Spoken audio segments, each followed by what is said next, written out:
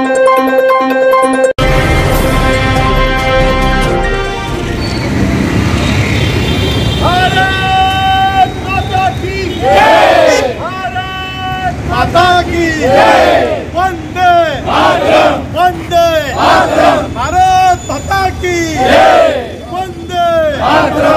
सब लड़ेंगे, जीतेंगे, लड़ेंगे, जीतेंगे। डरो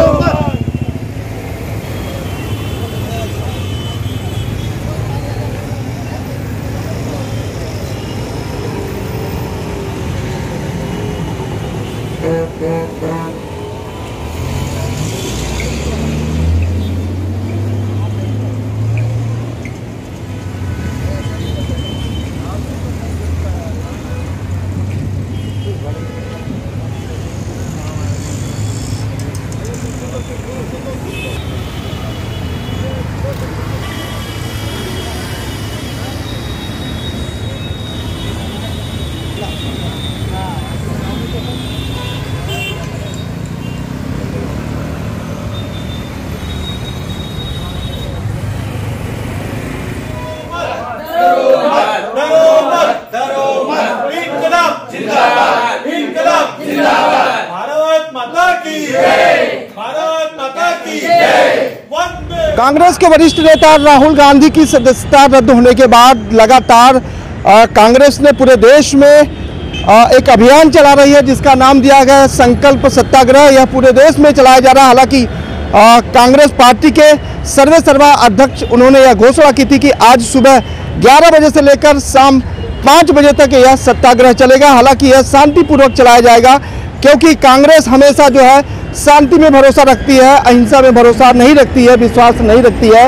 यही वजह है कि आज सुबह से ही तमाम कांग्रेसी गांधी जी की टोपी लगाकर यहाँ मंच पर बैठे हुए हैं और लगातार सत्याग्रह कर रहे हैं। इनका मकसद है कि जिस तरह से देश की सरकार यानी कि केंद्र सरकार लगातार कांग्रेस के कई बड़े नेताओं को डराने की कोशिश कर रही है, सरकारी यंत्रणा का उपयोग कर उन्हें जेल में डालने की कोशिश कर रही है, उसके विरोध या आंदोलन है। लेकिन यह लड़ाई कहां से शुरू हुई है, अभी आपको बताते हैं कि अडानी को लेकर जिस तरह से राहुल गांधी ने सवाल पूछा था देश से कि 20,000 करोड़ रुपए अडानी को कैसे दिए गए, किसने दिया, इस पर एक बड़ा विवाद छिड़ गया है। इसी विवाद को लेकर कहीं न कहीं केंद्र सरकार हिल गई और केंद्र सरकार ने यह समझा कि अगर राहुल गांधी की आवाज़ इसी तरह से उठती रही तो आने वाले समय में केंद्र सरकार को इस पर जवाब देना भारी पड़ सकता है। लिहाजा राहुल गांधी की सदस्यता को रद्द करने के लिए बाकायदा एक प्लानिंग तैयार की गई, जिसमें जिस तरह से राहुल गांधी ने चौकीदार चोर का नारा लगाया था, इसी के तहत यह मामला सामने आया। लेकिन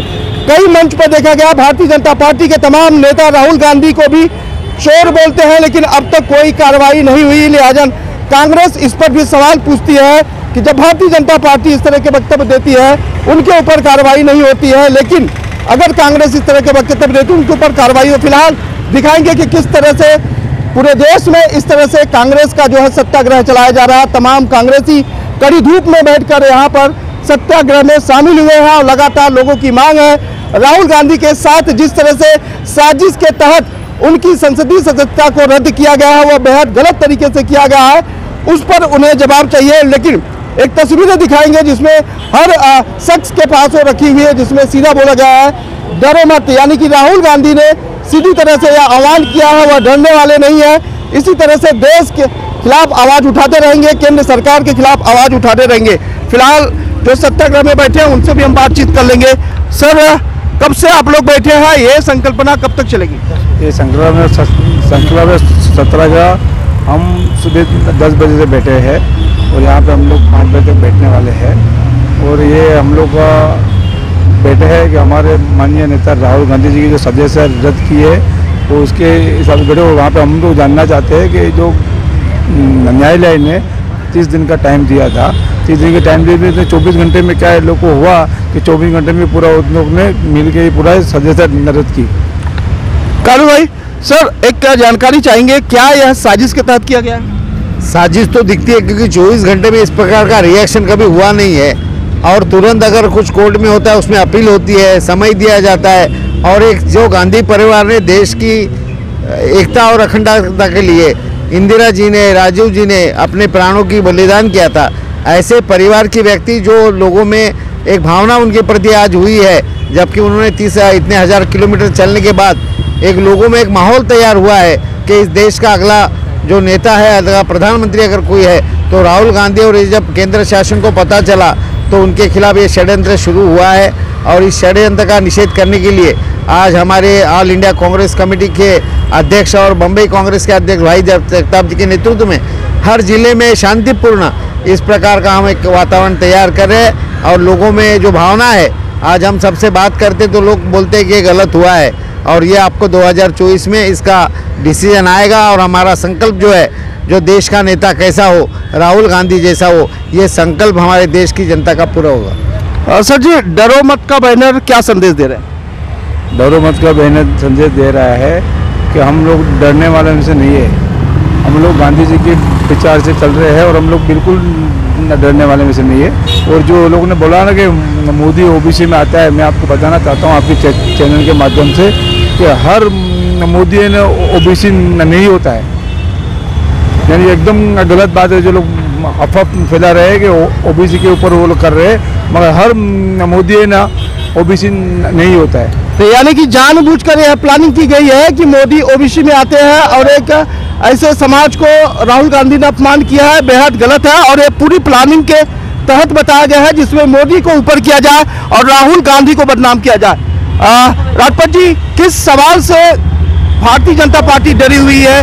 क्यों राहुल गांधी के पीछे पड़ी हुई है कि उन्हें जेल भेजा जाए, उन्हें रास्ते से हटाया जाए? देखिए, राहुल जी ने एक सवाल किया था कि सेल कंपनी में जो 20,000 करोड़ रुपया अडानी की कंपनी में आया है, वो 20,000 करोड़ किसका है? और आप प्रधानमंत्री जी से उन्होंने सवाल किया कि आप कितनी बार मिले और कहाँ कहाँ मिले हैं। तब से उन्हें लोकसभा में नहीं बोलने दिया गया, उन्हें सस्पेंड किया गया। आपने देखा ही है कि 24 घंटा भी नहीं बीता, जैसे ही 3 बजे कोर्ट का डिसीजन आया, सुबह 11 बजे उन्हें लोकसभा की सदस्यता से बर्खास्त कीजिए। मैं आपके चैनल के माध्यम से एक ही कहना चाहता हूँ कि राहुल गांधी जी की विचारधारा मानने वाले हैं। जब अंग्रेजों से नहीं डरे तो हम चोरों से डरने वाले नहीं, उनके सिपाही हैं। हम गांधी जी के विचारधारा को लेकर के अहिंसा के मार्ग पे लेकर चलेंगे और कहीं नहीं तो कहीं प्रधानमंत्री जी को इसका जवाब देना पड़ेगा कि 20,000 करोड़ रुपया अडानी का जो इन्वेस्टमेंट है किसका पैसा है। तो बिल्कुल कांग्रेस ये सवाल पूछती है कि 20,000 करोड़ जो अडानी को दिया गया वो कहाँ गया और किसके पैसे हैं। हालांकि कांग्रेस को यह बखूबी पता है कि जिस तरह से आम जनमानस के पैसे को लोकतंत्र में केंद्र सरकार लगातार उपयोग कर रही है, खासकर बड़े नेताओं को, बड़े जो उद्योगपति हैं उनके लिए खर्च कर, उस पर एक सवाल खड़ा होता है। लेकिन एक तस्वीरें दिखाएंगे कि अडानी का सवाल है और अडानी के दफ्तर के बाहर ही है जो है सत्याग्रह आंदोलन किया जा रहा है। यह पहले से ही तय था कि किस तरह से अडानी के सवालों को लेकर जिस तरह से राहुल गांधी ने आगे लड़ाई लड़ी है, आज भी वह कायम है। इसीलिए अडानी दफ्तर के बाहर यहाँ कांग्रेसी तमाम एकजुट हुए हैं, इकट्ठा हुए हैं और सुबह से ही आज सत्याग्रह आंदोलन पर है। फिलहाल पूरा देश यह सवाल जानना चाहता है कि राहुल गांधी अगर सवाल पूछते हैं तो केंद्र सरकार इस पर जवाब क्यों नहीं देती, बल्कि राहुल गांधी को रास्ते हटाने के लिए इस तरह के असंवैधानिक तरीके का इस्तेमाल कर, कोर्ट का इस्तेमाल कर उन्हें जो है सदस्यता रद्द कर दी जाती है।